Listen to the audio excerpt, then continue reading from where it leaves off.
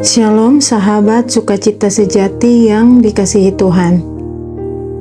Ada momen ketika kita memperhatikan kehidupan di sekitar kita dan kita menyadari bahwa setiap orang sedang menjalani perjalanan hidup yang berbeda.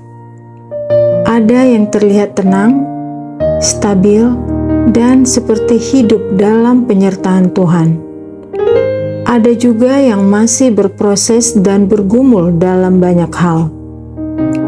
Dan dari situ muncul satu pertanyaan sederhana di dalam hati. Apa yang membuat hidup seseorang bisa tetap kuat dan terarah di tengah semua itu? Hari ini kita tidak sedang membandingkan diri dengan orang lain. Kita sedang diajak Tuhan untuk kembali kepada satu kebenaran yang sangat dalam, yaitu fondasi kehidupan yang diberkati. Sebelum lebih dalam kita membahas firman ini, mari kita menyatukan hati di dalam doa. Bapa di surga, kami datang di hadapan-Mu dengan hati yang terbuka dan haus akan firman-Mu. Tenangkan hati kami, jauhkan segala gangguan dan lembutkan batin kami agar kami bisa sungguh-sungguh mendengar suara-Mu. Jika ada dosa, kesombongan, atau kekerasan hati dalam diri kami serahkan semuanya di hadapan-Mu. Bersihkan kami Tuhan, Roh Kudus pimpin kami masuk ke dalam kebenaran firman-Mu. Jangan hanya menyentuh pikiran kami, tetapi ubahlah hati dan hidup kami. Kami siap untuk Engkau bentuk. Dalam nama Yesus kami berdoa.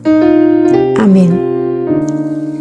Firman Tuhan yang akan kita renungkan hari ini diambil dari Mazmur 112 ayat 1-3. Berbahagialah orang yang takut akan Tuhan, yang sangat suka kepada segala perintah-Nya. Anak cucunya akan perkasa di bumi. Angkatan orang benar akan diberkati. Harta dan kekayaan ada dalam rumahnya. Kebajikannya tetap untuk selamanya. Sebelum kita masuk lebih dalam, berhenti sejenak, tarik napas pelan, dan biarkan hati kita benar-benar hadir di hadapan Tuhan. Karena seringkali yang membuat kita tidak berubah bukan karena kita tidak mendengar firman, tetapi karena hati kita terlalu penuh untuk benar-benar menerimanya. Firman ini dimulai dengan satu kalimat yang sederhana. Berbahagialah orang yang takut akan Tuhan. Takut akan Tuhan bukan rasa takut untuk menjauh, tetapi sikap hati yang berkata, Tuhan, Engkau yang terutama dalam hidupku. Dan di sini kita mulai diuji. Apakah Tuhan benar-benar menjadi pusat hidup kita? Atau hanya hadir di bagian tertentu saja ketika kita butuh? Firman Tuhan melanjutkan, yang sangat suka kepada segala perintah-Nya. Ini bukan lagi ketaatan yang dipaksa. Ini adalah hati yang sudah berubah. Karena ketika hati mulai mengasihi Tuhan, maka firman-Nya tidak lagi terasa berat, tetapi justru menjadi arah hidup. Kita diajak jujur di hadapan Tuhan. Apakah kita masih membaca firman hanya sebagai kebiasaan atau sudah menjadi kebutuhan jiwa yang hidup? Mazmur ini juga berkata, anak cucunya akan perkasa di bumi. Artinya, hidup kita tidak pernah berhenti pada diri sendiri. Apa yang kita jalani hari ini sedang membentuk seseorang di masa depan. Bahkan, sikap kecil kita hari ini, seperti cara kita berbicara, cara kita mengampuni, cara kita bersabar, itu sedang menjadi bahasa kehidupan yang akan ditiru generasi setelah kita. Maka pertanyaan ini menjadi sangat penting. Warisan apa yang sebenarnya sedang kita bangun? Mazmur ini mengajarkan bahwa orang yang menghormati Tuhan dan hidup menurut firman-Nya berada dalam jalan berkat Allah. Berkat tersebut dapat terlihat dalam kehidupan pribadi, keluarga, dan reputasinya. Namun, inti pesannya bukan sekedar kemakmuran materi, melainkan kehidupan yang benar dan berkenan kepada Tuhan yang menghasilkan dampak yang bertahan lama. Firman ini juga menyingkapkan bahwa Tuhan memperhatikan dan memelihara kehidupan orang yang hidup dalam takut akan Dia. Dan hal yang sama juga disampaikan oleh Yesus sendiri dalam pengajarannya. Dalam Injil Matius pasal 6 ayat 33, Yesus berkata, "Tetapi carilah dahulu kerajaan Allah dan kebenarannya, maka semuanya itu akan ditambahkan kepadamu." Ketika Yesus berkata, "Carilah dahulu kerajaan Allah," itu berarti Tuhan mengundang kita untuk menempatkan Dia sebagai yang terutama dalam hidup kita. Bukan hanya dalam ibadah, tetapi dalam setiap keputusan, setiap rencana, dan setiap langkah hidup kita. Kerajaan Allah berbicara tentang Tuhan yang memimpin hidup kita. Artinya, kita tidak lagi hidup hanya berdasarkan keinginan sendiri, tetapi belajar mengikuti kehendak Tuhan. Lalu Yesus menambahkan, "Dan kebenarannya." Ini berarti kita dipanggil untuk hidup sesuai dengan cara Tuhan. Hidup yang benar, hati yang diperbarui, dan karakter yang dibentuk oleh firman-Nya. Dan kemudian ada janji yang indah, maka semuanya itu akan ditambahkan kepadamu. Yesus sedang mengingatkan kita bahwa ketika prioritas kita benar, kita tidak perlu hidup dalam ketakutan akan kebutuhan hidup. Tuhan sendiri yang akan memelihara kita. Bukan berarti hidup selalu mudah, tetapi berarti kita tidak berjalan sendirian. Ada tangan Tuhan yang memimpin, menjaga, dan mencukupkan.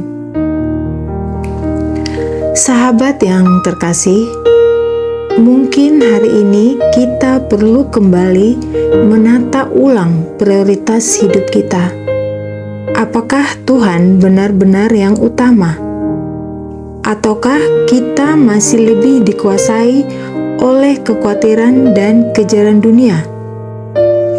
Mari kita belajar untuk kembali kepada satu hal yang paling penting, yaitu menempatkan Tuhan di tempat pertama. Karena ketika Tuhan di tempat pertama, hidup kita tidak akan berada di tempat terakhir dalam pemeliharaannya. Mari kita datang kepada Tuhan dengan hati yang sederhana dan terbuka. Bukan sekedar menjalankan kegiatan rohani, tetapi membangun hubungan yang hidup dengan Dia.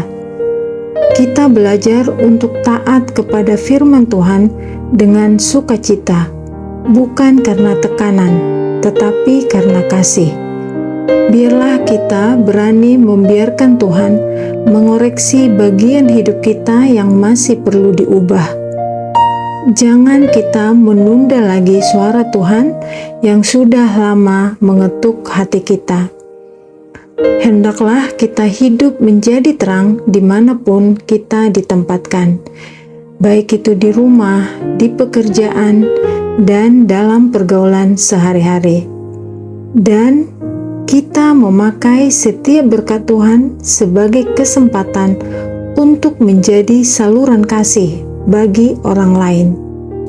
Sahabat yang terkasih, mungkin hari ini Tuhan sedang memanggil kita kembali ke tempat yang paling sederhana, tetapi juga paling penting, yaitu dekat dengan Dia.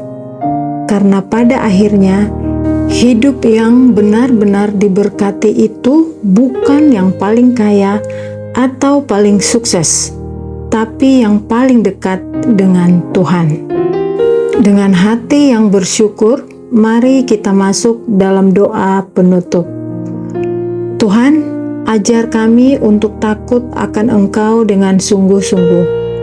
Lembutkan hati kami, supaya kami tidak keras terhadap firman-Mu. Buka mata hati kami untuk melihat apa yang perlu kami ubah di hadapan-Mu. Kuatkan kami untuk taat, bahkan ketika itu tidak mudah. Bentuklah karakter kami supaya serupa dengan Kristus. Jangan biarkan kami hidup jauh dari-Mu, tetapi tarik kami kembali setiap kali kami mulai melangkah menjauh. Ajarkan kami berjalan dalam kerendahan hati setiap hari, dan jadikan hidup kami terang yang memuliakan nama-Mu. Dalam nama Yesus Kristus kami berdoa. Amin. Terima kasih sudah mendengarkan renungan ini sampai akhir. Jika renungan ini memberkati hatimu, jangan lupa untuk membagikannya kepada seseorang yang sedang membutuhkan penguatan hari ini. Jika kamu rindu untuk terus bertumbuh dalam firman Tuhan, silahkan like, subscribe, dan nyalakan notifikasi. Tuliskan di kolom komentar, "Tuhan, aku mau hidup lebih dekat denganmu." Sampai ketemu di renungan berikutnya. Tuhan Yesus memberkati.